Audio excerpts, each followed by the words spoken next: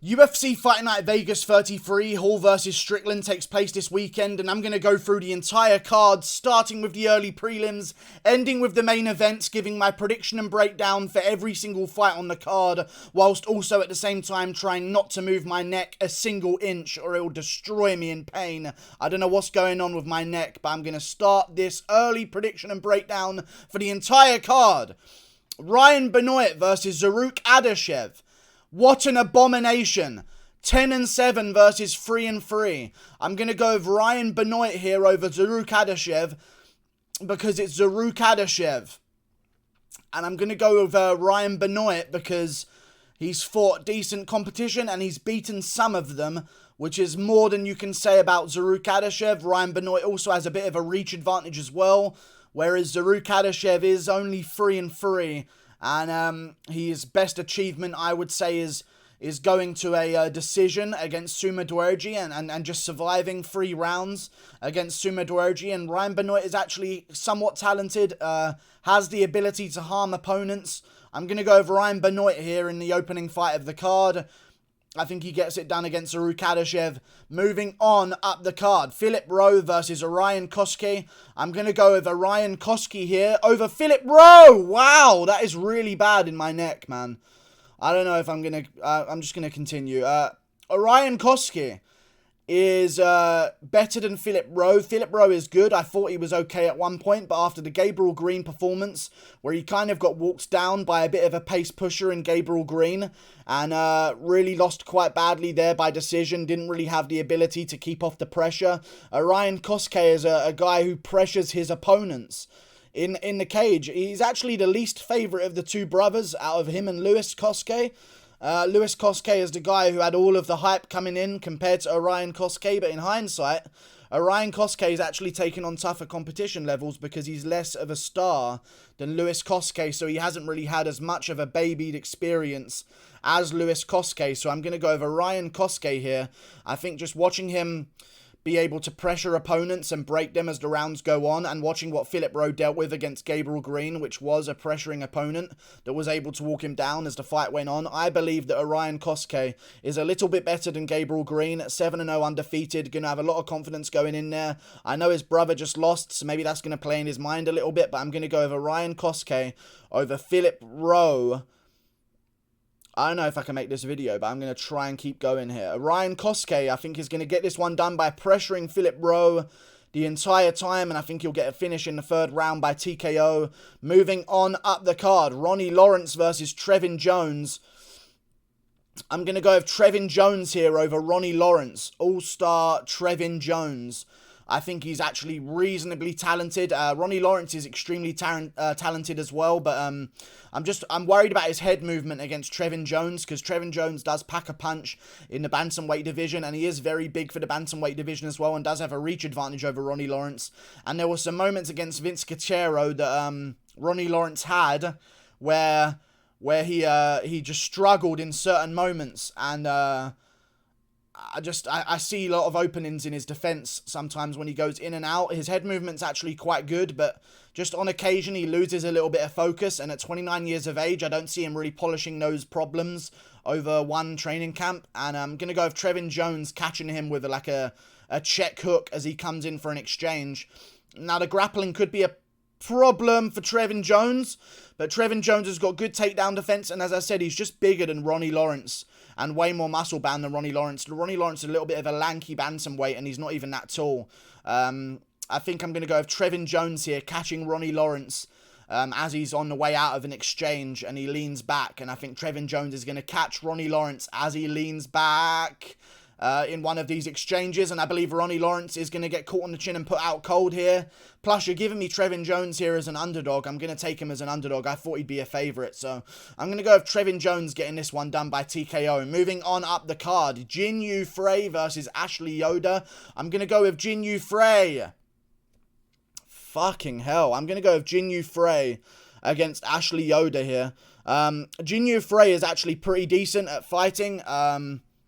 Ashley Yoder's terrible, but she's tall and lanky for the division and has really long arms, so she can actually be a bit of a problem for some of the people in the division. So I'm going to go with Jinh Frey here over Ashley Yoder. The fucking card is shit! And my neck is killing me. This card I have to get through like this shit, man. 10-6 versus 8-7.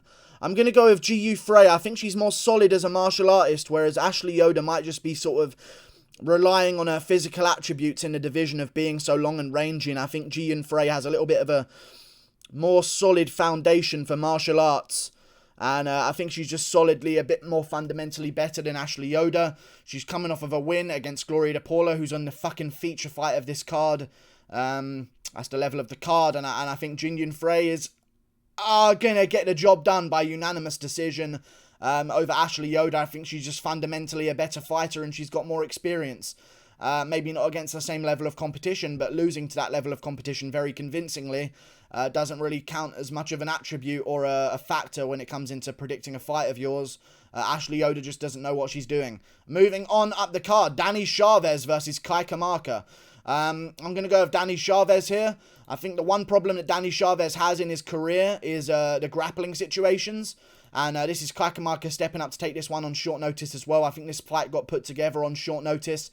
Danny Chavez's one problem is grapplers. And Jared Gordon really did put grappling on him in their fight. And an also 5-pound weight advantage on him as well. I think Danny Chavez is going to be able to chop at the calf of Kamaka. And I think that's going to cause him some real problems in this fight because he sits so heavy on his lead leg as he boxes. He goes to the body as well with his punches pretty nicely. But I think Danny Chavez is going to go out there, chew up that calf kick. He has a natural ability to do so. He has very, very thick calves. And I think he's just going to chew up the legs of Kamaka. Eventually winning by a unanimous decision. I'll say 29-28. Maybe Kamaka gets the first round by landing a lot of shots to the head, but Danny Chavez is going to be the one investing to the legs of Kamaka, and I think that Kamaka is going to fade as the fight goes on, and Danny Chavez's cardio will come into play and get himself those last 2 rounds. Danny Chavez gets this one done. Moving on up the card, Gruetszemacher versus Rafa Garcia. I'm going to go with Rafa Garcia here. Gruetszemacher's shit. Shouldn't be in the UFC.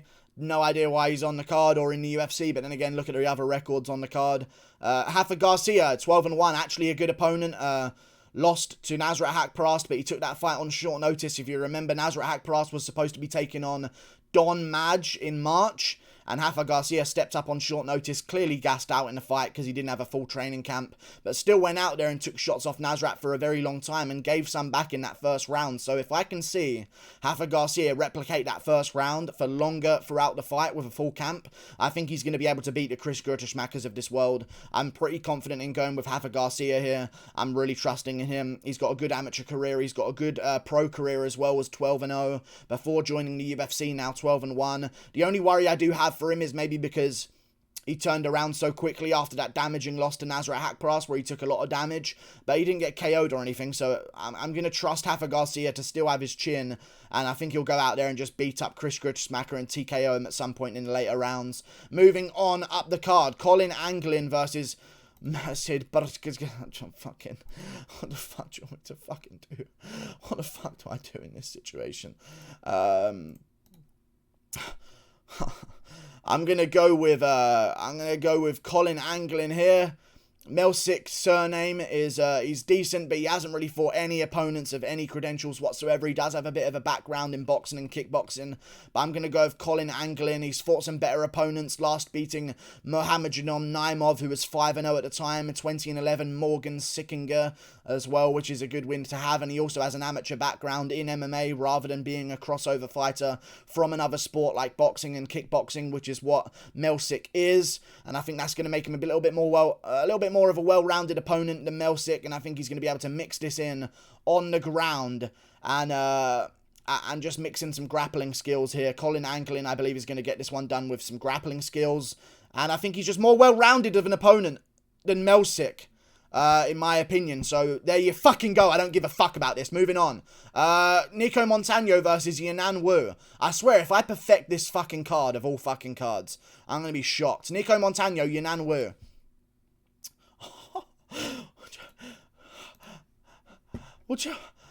I'm going to go with Yanan Wu. No, what am I doing? Sorry, hang on. Let me just... What the fuck is going on? Sorry, let me look at this again. Yanan Wu, I think... I'm going to go Nicco Montano, actually. I think she's actually decently okay. Even though she isn't the best in the world, and she obviously gets a lot of hatred because of how fast she was pushed towards the title, and the fact that she's pulled out of literally 5 fucking fights in a row, no joke, that's 5 fights in a row. I think she's improved, she trains at a good gym, and I think she'll come back and get the job done, and I think she'll just push it on Yanan Wu and get a close decision win. A little bit more well-rounded than Yanan Wu, and Yanan Wu, I just haven't seen anything good from her whatsoever. She's absolute shit. So I'm going to go with Nicco Montano here. At least she won tough, which is actually somewhat of a decent thing to achieve. Moving on up the card. Mounir Lazzez versus Niklas Stolze. I'm going to go with Mounir Lazzez here over Niklas Stolze. Niklas Stolze is good, coming off a loss to Ramazan Ameev. Actually, you know what? I'm going to go with Niklas Stolze over Mounir Lazzez. I like Mounir Lazzez, but his win over Abdurakhimov was maybe... And my TV is shutting off in the middle of this. I'm going to go with... Niklas Stolze here over Mounir Lazzez. Mounir Lazzez, his win over Abdurakhimov was his only good win really in his entire career. And that doesn't really look too good in hindsight. So I'm definitely going to be going with Niklas Stolze here. He had a loss to Ramazan Ameev, but I do believe Ramazan Ameev is one of the better guys in the welterweight division. Not in terms of high rankings, but he's one of the better prospects coming up right now in the welterweight division. He's fought great opponents in great promotions as well, and I just believe Niklas Stolze overall has been more tested throughout his career. He's had some losses in his career, and you lost to a guy who was 11-2. I'm going to go with Niklas Stolze being able to mix it up a little bit better than Mounir Lazzez. I think Mounir Lazzez is a little bit too one-dimensional in his approach to the game. And I'll be going with... I'll go with Mounir Lazzez, though. I'll go with Mounir Lazzez. He has beaten some good opponents. He did lose to Wale Alves, and maybe that's the only reason why I'm sort of going with Niklas Stolze here, even though he has beat some good opponents. I don't know, he hasn't beaten too many good opponents. Maybe he was making a little bit of a surge later on, but then he was taking on guys that were on losing streaks, which obviously doesn't look too good, although they do have good records. They were not doing too good in their recent bouts before they took on Niklas Stolze, and I'm going to go with Mounir Lazzez having a bit of a striking advantage, I guess, over Niklas Stolze, and I think he'll get the job done. I'm just sort of tainted by his last performance against Wale Alves. Never seen someone go down to body kicks that easily because they didn't even look like they landed too cleanly. And I'm going to go with Mounir Lazzez. Moving on up the card, Bryan Barberena versus Jason Witt. Is that even that's on the main card? I'm going to go with Bryan Barberena. I actually think he's decently okay, and if you'll remember, he was actually on his way to beating Vicente Luque at one point in his career. He's got good takedown defense, and I think Jason Witt's not going to be able to grapple with him like he did against other opponents in his career, against Cole Williams. I believe it was. Jason Witt got a win over him using grappling. Bryan Barberena is just a little bit more well-rounded, a little bit better on the feet, and Jason Witt's coming off a brutal KO loss. And I think he's turning around way too quickly. I don't know why he's turning around this quickly. He just got really badly KO'd by Matthew Semmelsberger in March.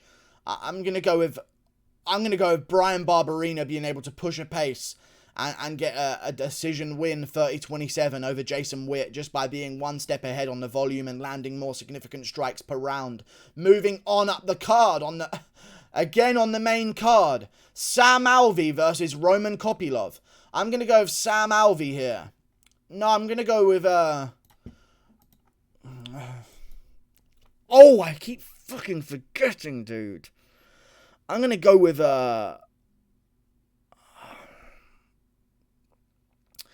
going to go with Roman Kopylov here. He lost to Carl Roberson in his career, if I'm not mistaken, and he didn't even look that bad in that fight. I believe it was a split decision win for Carl Roberson, if I remember correctly. No, it was a rear naked choke in the third round, but it was a very close fight, in all honesty. Roman Kopylov was doing good, but Roberson was chewing up his legs. Pretty competitive. I like Roberson's stand-up game, and I thought Roman Kopylov looked quite adequate on the feet against him. He's fought at Fight Nights Global, which is a decent promotion, and he's fought some good competition levels there, 15-5, 6-2, 9-2, 19-10. something you got to remember is how young this guy was only a couple of years ago. He won his last fight in 2018 in December, so he's going to have a lot of time to maybe improve on this. He's had fights booked for last year, so he's trying to get in the cage. I'm going to go with Roman Kopylov over Sam Alvey. I just think he's a little bit better in the striking department, and he doesn't rush for finishes or look for KOs. He's a little bit more patient, and he doesn't mind going to a decision now and again. He's got finishes in later rounds of bouts. Very patient guy. 3rd round finishes, 4th round doctor stoppages, 4th round finishes in his career. I think his patience will win him this fight, and he'll win it by 29-28 unanimous decision over Sam Alvey, but it's going to be a scrappy one back and forth, I do believe. Moving on up the card.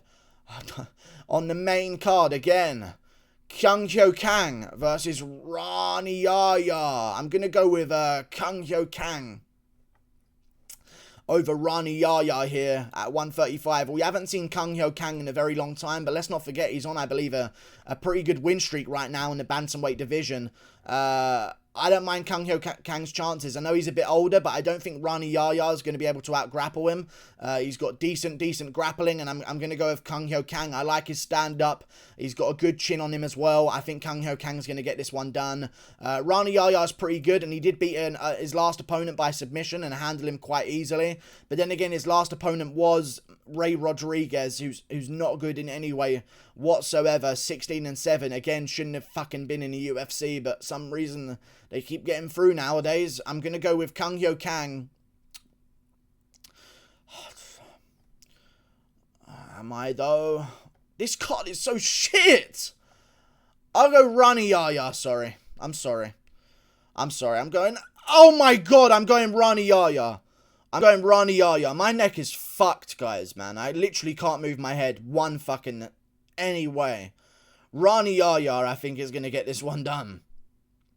Just because of the grappling, because we saw Kyung Hyo Kang was in pretty bad trouble against Ping Wang Lee and Brandon Davis, took them to split decisions. I thought he won those fights, but split decisions, they were close enough, man. Ronnie Yaya, I think the grappling's going to be the difference. Even though he only out-grappled Ray Rodriguez, I think he's going to be able to out-grapple Kyung Hyo Kang. And I think Ronnie Yaya gets this one done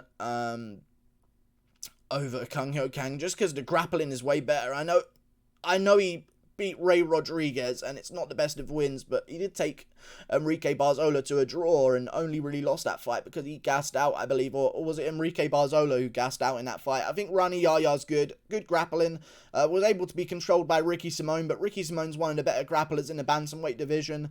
Ronnie Yaya's got decent stand-up as well. He's got a KO win over Luke Sanders in the first, or not a KO win, I don't know what I'm doing now. Ronnie Yaya's got better fucking grappling than this shit cunt who shouldn't even be in the UFC. Moving on, up the card, Ronnie Yaya gets it done.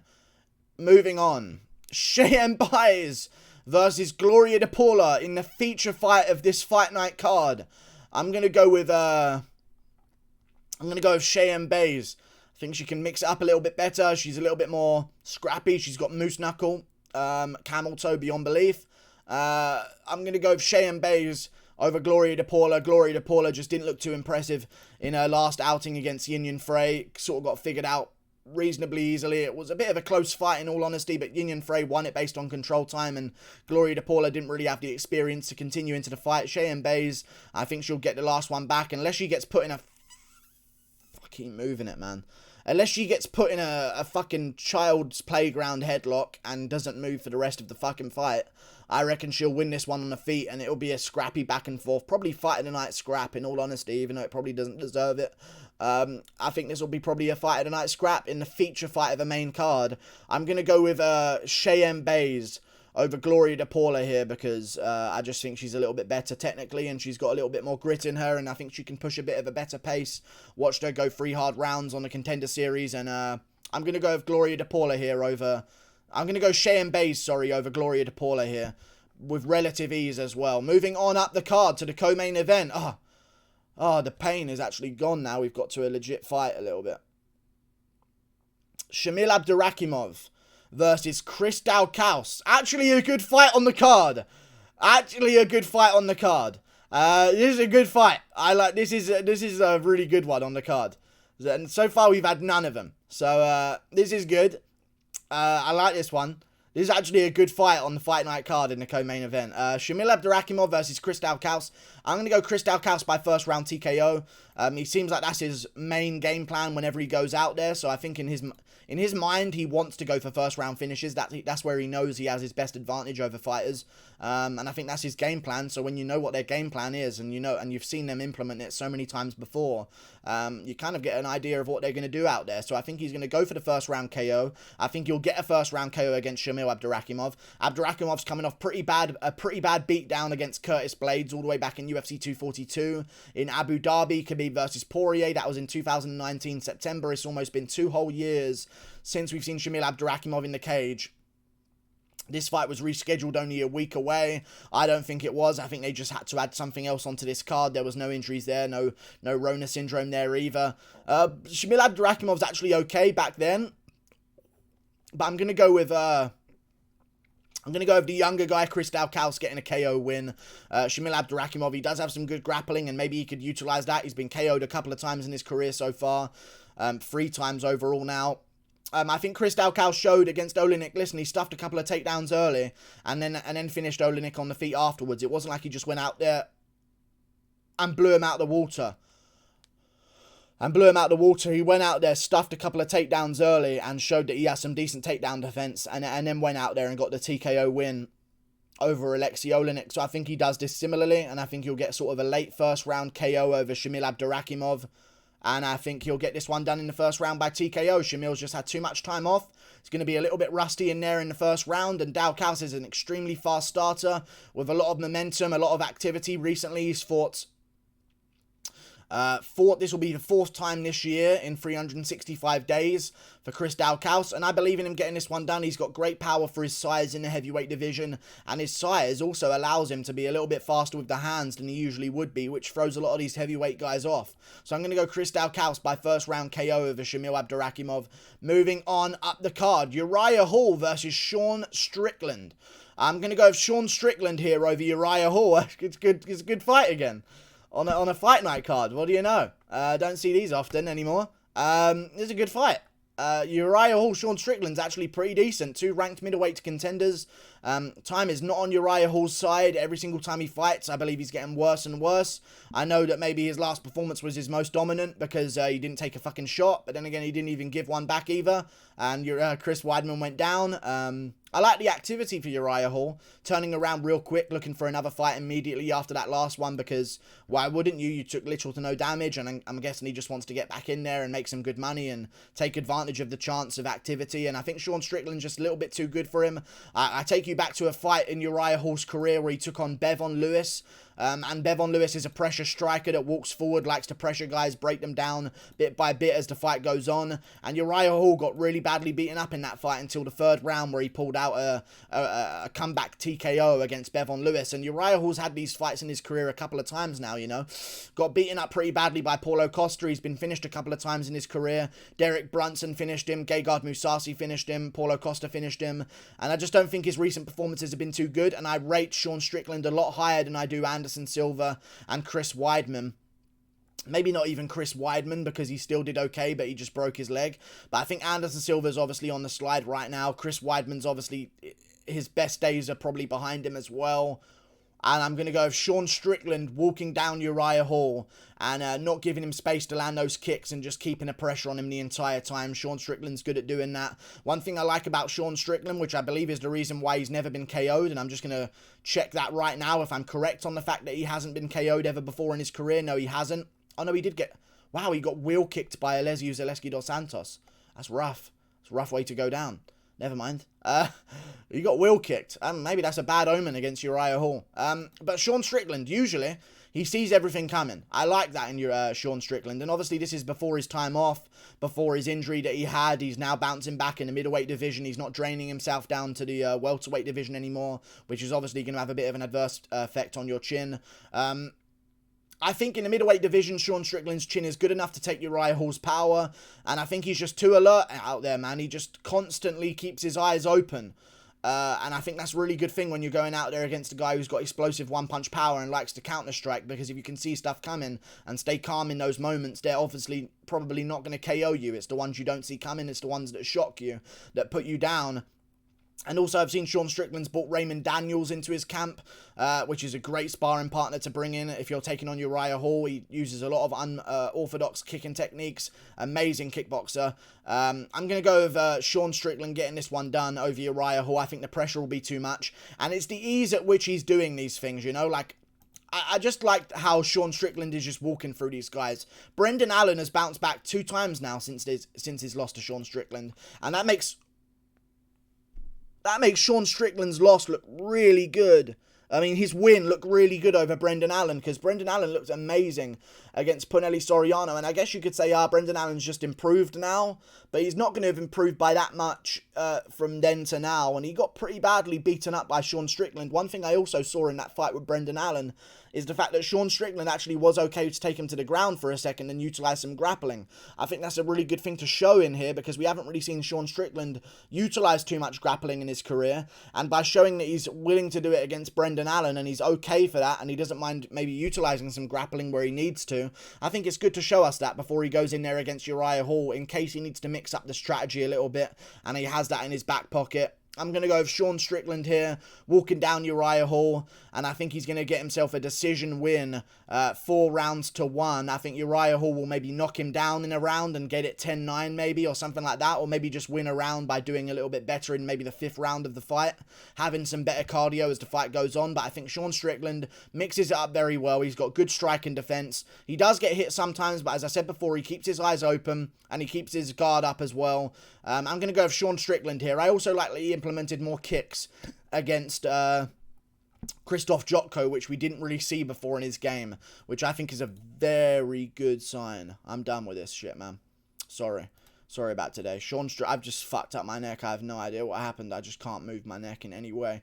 I'm going to go Sean Strickland by decision. I don't think he gets a TKO over Uriah Hall. I can see Hall just sort of accepting defeat in some of the rounds after taking a couple of big shots as well. So I'm going to go Sean Strickland decision, 4 rounds to 1. Like and subscribe. Thank you for watching. Click that button up there. I'd usually turn my head towards it. I'll see you later. Goodbye.